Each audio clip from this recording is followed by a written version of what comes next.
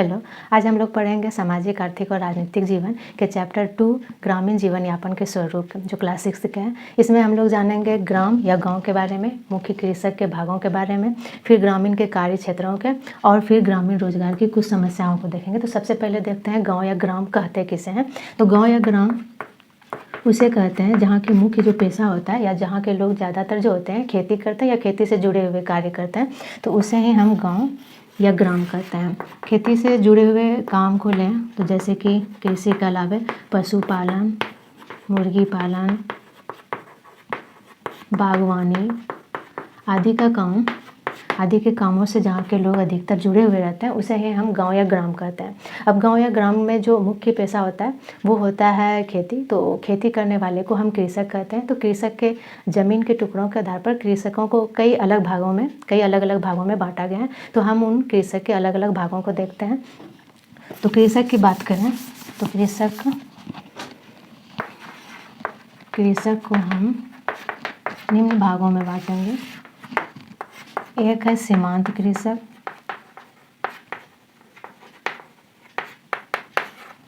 एक है छोटा कृषक, एक होता है मध्यम कृषक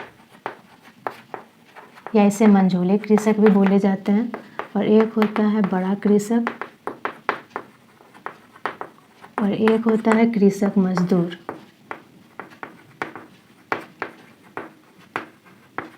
ये कृषक के अलग अलग कई रूप हैं जिसको हम जानेंगे। सीमांत कृषक की बात करें हम तो सीमांत कृषक उसे कहा था जिसके पास करीब 1 एकड़ या उससे कम, 1 एकड़ से भी कम जमीन जिसके पास रहती है उसे हम सीमांत कृषक कहते हैं। वहीं छोटे कृषक की बात करें तो लगभग 1 से लेकर 5 एकड़ तक की जमीन इसके पास होती है। वहीं अगर हम मध्यम कृषक की बात करें तो उसके पास 5 से 10 एकड़ ज़मीन रहती है, और बड़े कृषक के पास 10 या 10 से अधिक एकड़ की ज़मीन इसके पास रहती है, तो उसे हम बड़ा कृषक कहते हैं। कृषक मजदूर के पास ज़मीन के कोई टुकड़े नहीं होते, लेकिन ये आजीविका के लिए खेतों में ही मुख्य रूप से काम करते हैं। तो इसीलिए हम इसे कृषक मजदूर के तौर पे जानते हैं या उसे नाम दिया है हमने। तो कृषक मजदूर के पास ज़मीन के कोई टुकड़े नहीं होते या कोई ज़मीन नहीं होते इसके पास।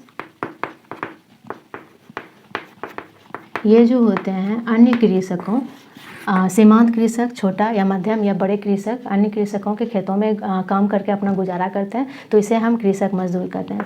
वहीं अगर हम सीमांत कृषक और छोटे कृषक की स्थिति की बात करें तो इसके पास ज़मीन के काफ़ी छोटे टुकड़े होते हैं, जिसमें कारण उसमें उत्पादन या फसल जो होता है वो काफ़ी कम मात्रा में होता है, जो उसके आजीविका या उसके उपभोग में ही खर्च हो जाता है। तो ऐसे में उसकी बचत कम होती है। तो इसकी आर्थिक उत्पादन अगर हम बात करें, उत्पादन कम होता है तो बचत भी कम होता है, और इसके कारण जीवन स्तर जो होता है इसका वो निम्न होता है, या हम बोलें कि इसकी आर्थिक स्थिति उतनी अच्छी नहीं होती है। वहीं मध्यम कृषक की बात करें तो सीमांत और छोटे कृषक की तुलना में इसकी स्थिति थोड़ी बेहतर होती है। इसे थोड़ा जो होता है उत्पादन जो होता है अधिक होता है, लेकिन अन्य उत्पादन के जो साधन होते हैं, कृषि के उत्पादन के साधन जो आधुनिकीकरण के कारण हुआ है, जैसे ट्रैक्टर या थ्रेसिंग मशीन या ऐसे कोई साधन नहीं होते, जिसके कारण इसके लागत जो होती है लागत अधिक होती है, और इस कारण इसका जो होता है इसका भी जो जीवन स्तर देखा था वो कम ही होता है, मतलब निम्न ही होता है। आर्थिक स्थिति उतनी अच्छी नहीं होती। बड़े कृषक को देखें तो ज़मीन के बड़े भाग इसके पास होते हैं, तो उत्पादन अधिक होता है, बचत भी अधिक होती है, और इसके कारण इसके पास जो होता है उत्पादन के साधन उपलब्ध होते हैं। जैसे कि बात करें तो ट्रैक्टर, सिंचाई के सहित कई अन्य मशीन या थ्रेसिंग मशीन, ये इनके पास होते हैं, जिससे कारण उत्पादन लागत कम होता है और इसका जीवन स्तर जो होता है वो अच्छा होता है।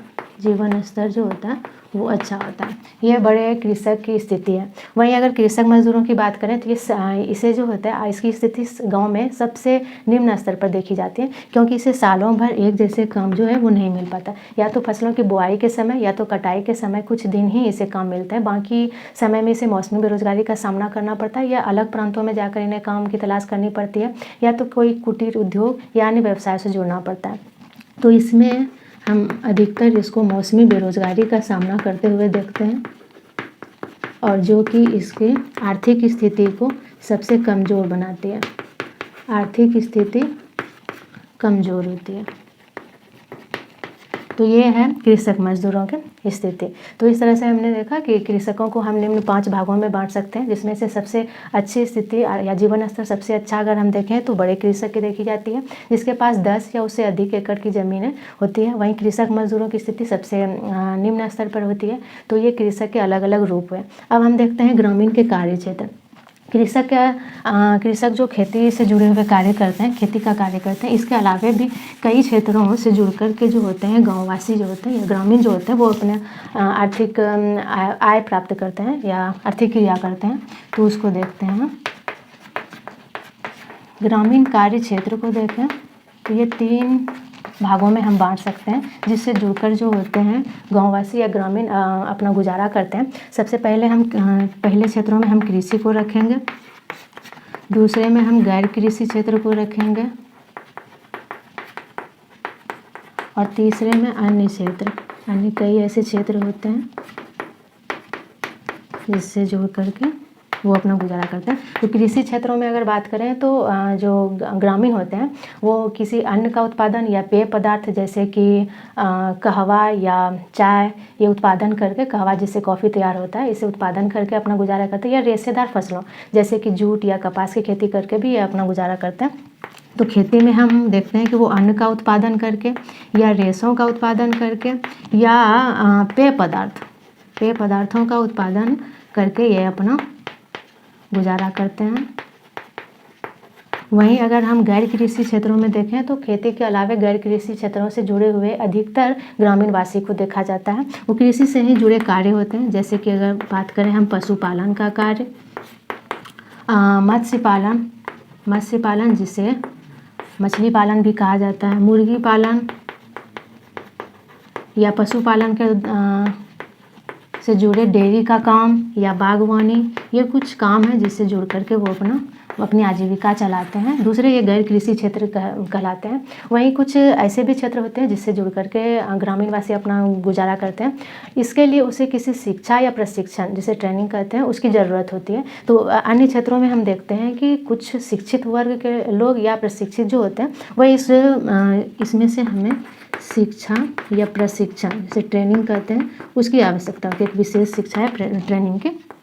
जैसे कि अगर हम बात करें डॉक्टर, शिक्षक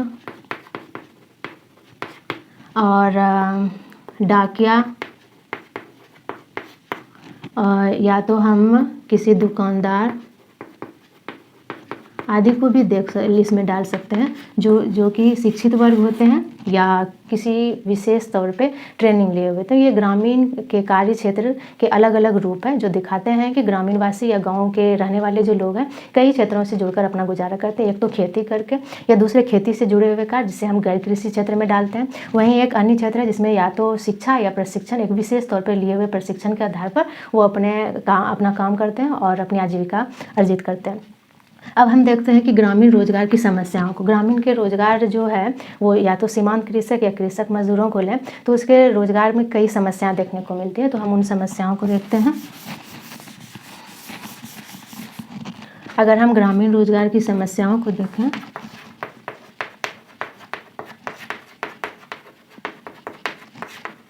तो सबसे मुख्य इसमें से समस्या आती है वो है मौसमी बेरोजगारी।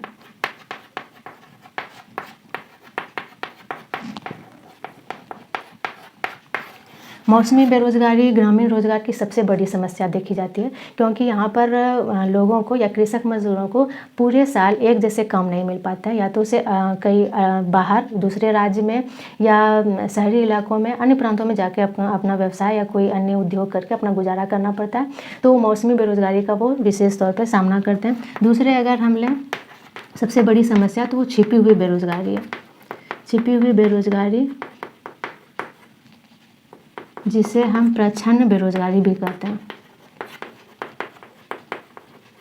छिपी हुई बेरोजगारी या प्रच्छन्न बेरोजगारी में बेरोजगारी का वह रूप होता है जिसमें से कि श्रम से अगर अधिक श्रम लगा भी दिया जाए तो उसमें अगर उत्पादन जो है उत्पादन पे कोई प्रभाव नहीं पड़ रहा है तो उसे हम छिपी हुई बेरोजगारी को कहते हैं। या हम बोलें कि एक ही काम में ज़रूरत से अधिक लोगों के लगने से अगर उस उत्पादन में कोई लाभ नहीं मिल रहा है तो हम उसको छिपी बेरोजगारी के तौर पर रखते हैं। जैसे कि अगर हम उदाहरण लें, एक ज़मीन के छोटे से टुकड़े में अगर उसकी व्यवस्था को बनाए रखने के लिए या उसके सभी कामों को केवल 2 ही आदमी संभाल सकता है और उत्पादन कर सकता है, फिर भी उसमें ग्रामीण क्षेत्रों में अधिकतर देखा आता है कि एक ही खेतों या एक ही टुकड़े में कई सारे लोग जुटे हुए होते हैं कामों में, तो वैसे में उत्पादन पे कोई प्रभाव नहीं पड़ता। जितने पहले उत्पादन होनी थी उतने ही उत्पादन होता है। तो ऐसे में हम 2 के अलावे जो देखते हैं, उस व्यक्ति के श्रम जो है, उस व्यक्ति का जो लगाया गया श्रम है वो व्यर्थ जाता है, उसे उत्पादन पे कोई प्रभाव नहीं पड़ता। तो ऐसे में वो छिपी हुई बेरोजगारी का सामना करते हैं। वो देखने में तो लगता है कि वो रोजगार प्राप्त कर रहे हैं या रोजगार कर रहे हैं, कोई काम कर रहे हैं, जबकि वो उसके श्रम का कोई इस्तेमाल नहीं हो रहा है। तो ऐसे में हम देखते हैं छिपी हुई बेरोजगारी का सामना ग्रामीण के लोग करते हैं। और दूसरा अगर लें तो वो शिक्षा या प्रशिक्षण। शिक्षा या प्रशिक्षण के अभाव, शिक्षा या प्रशिक्षण के अभाव में भी जो है गांव के लोगों को अलग किसी व्यवसाय से नहीं जुड़ पाते हैं, इसका अभाव होता है। वो शिक्षित या किसी अन्य क्षेत्रों में प्रशिक्षित नहीं होते हैं, जिसके कारण कि उसे रोजगार नहीं मिल पाता है। इसके अलावा अगर हम लें उद्योगों का अभाव, किसी भी बड़े कारखाने का गांव में जो होता है वो अभाव होता है। ऐसे में रोज़गार नहीं मिल पाता है। कृषक मजदूर जिसे मौसमी बेरोजगारी का सामना करना पड़ता है, उसे किसी अलग प्रांत में जाकर रोज़गार की खोज करनी पड़ती है। ये उद्योगों के अभाव के कारण ही होता है। अगर हम और बात करें तो बाज़ार की उपलब्धता में कमी भी एक कारण होता है, या बाज़ार में कमी। अगर कोई ग्रामीण वासी जो है वो कुटीर उद्योगों से जुड़कर अपना उत्पादन भी करते हैं तो उसके उत्पादन लागत से अधिक आय प्राप्त हो, इसके लिए बाज़ार ही नहीं होता जहाँ पर वो क्रय विक्रय का कार्य कर सके। तो ऐसे में बाज़ार की अनुपलब्धता या कमी भी होता है जो कि रोज़गार को उत्पन्न करता है। वहीं सबसे अगर बड़े कारण को हम देखें तो वो बढ़ती मशीनीकरण भी है। बढ़ती मशीनीकरण के उपयोग अभी के समय में हम देखें तो कृषि क्षेत्र से लेकर के अलग अलग अन्य क्षेत्रों में मज़दूरों के कामों को जो है करने के लिए मशीनों ने मज़दूरों के कामों को करने का स्थान ले लिया है। अभी जैसे कि अगर उदाहरण लें तो ग्रामीण क्षेत्रों में थ्रेसिंग का कार्य, थ्रेसिंग जैसे कार्यों में एक बहुत ही बड़े वर्ग के या बहुत ही बड़ी संख्या में लोगों को रोज़गार मिलता था, जिसमें फसलों के डंठलों से फसलों को अलग करने का काम किया जाता है। वहीं उस काम को अब मशीनों के द्वारा किया जाता है। तो ऐसे में कृषक मजदूरों की बहुत बड़ी संख्याओं को बेरोजगारी का सामना करना पड़ता है। वो बढ़ते औद्योगिकरण या मशीनीकरण के कारण हुआ है। तो इस तरह से हम देखते हैं कि गांव के क्षेत्रों में बेरोजगारी के कई अलग अलग कारण होते हैं। एक तो मौसमी बेरोजगारी और एक छिपी हुई बेरोजगारी, बढ़ती मशीनीकरण, शिक्षा या प्रशिक्षण का अभाव, वहीं बाज़ारों की कमी भी एक कारण होता है, और कई बड़े कारखाने या उद्योगों का अभाव होता है। इसके कारण भी गरीबी का या बेरोजगारी का सामना करना पड़ता है। तो आज हमने ग्रामीण जीवन यापन के स्वरूप में गाँव के अलग अलग रूपों को, कृषक के अलग अलग रूपों को और यहाँ के ग्रामीण रोजगार की अलग अलग समस्याओं को देखा। तो इसके साथ ही हमारा ग्रामीण जीवन यापन के स्वरूप का चैप्टर खत्म होता है। मिलते हैं अगले चैप्टर के साथ अगले वीडियो में।